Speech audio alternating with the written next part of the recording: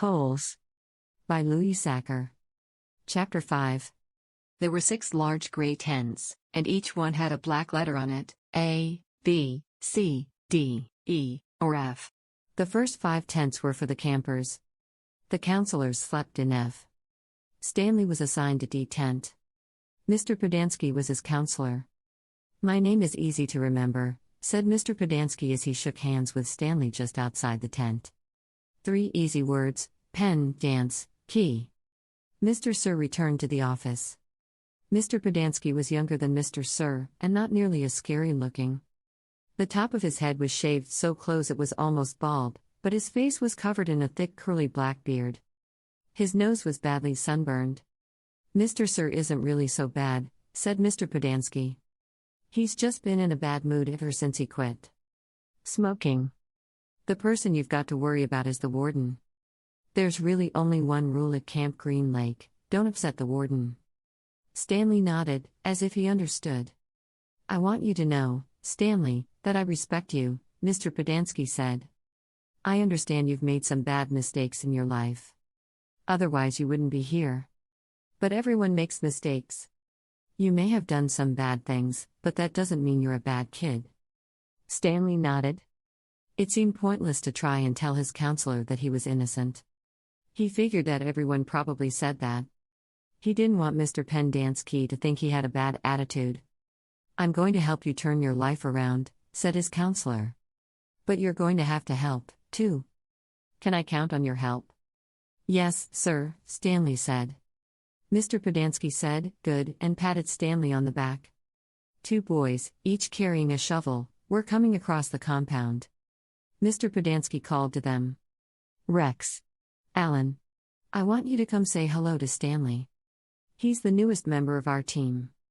The boys glanced wearily at Stanley. They were dripping with sweat, and their faces were so dirty that it took Stanley a moment to notice that one kid was white and the other black. "What happened to Barf Bag?" asked the black kid.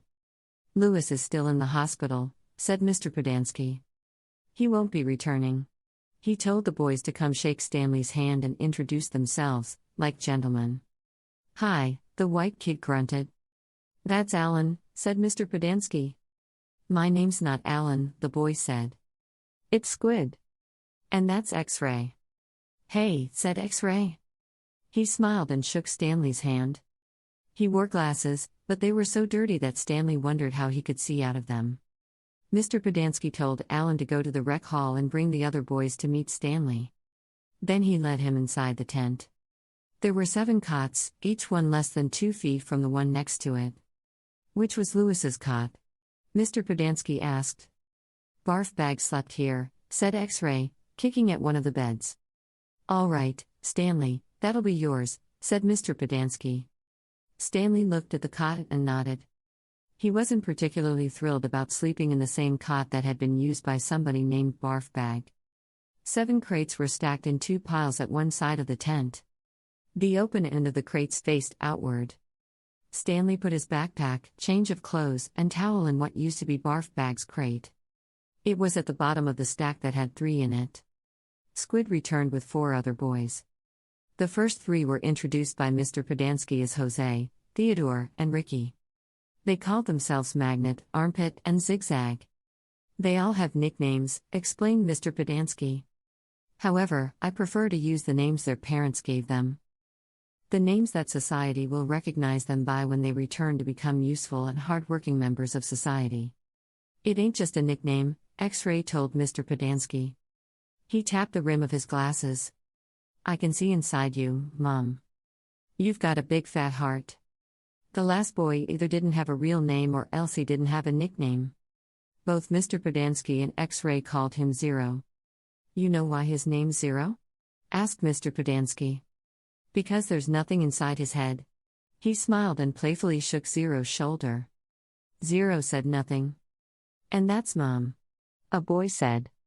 Mr. Podansky smiled at him. "If it makes you feel better to call me Mom, Theodore, go ahead and call me Mom." He turned to Stanley.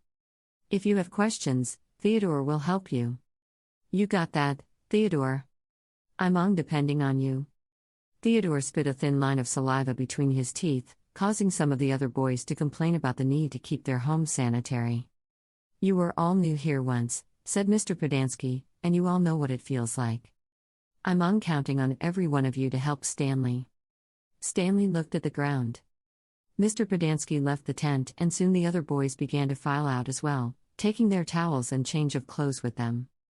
Stanley was relieved to be left alone, but he was so thirsty he felt as if he would die if he didn't get something to drink soon.